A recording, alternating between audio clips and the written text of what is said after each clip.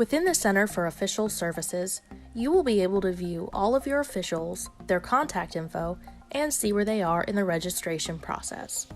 Once you're logged in, select Schools and People, and be sure that your organization is selected at the top. Then use the filtering tools at the top of the checklist to choose official eligibility for the current year, as well as the sport. If you don't need to filter by sport, select All Sports.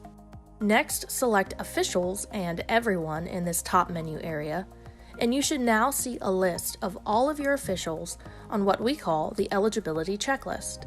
Each row is an official, and each column is one of your registration requirements.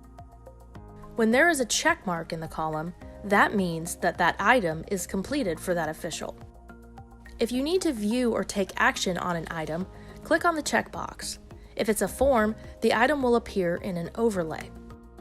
If it's something like a participation fee or a background check, a drop-down menu will appear with some options for you to take action or review the item.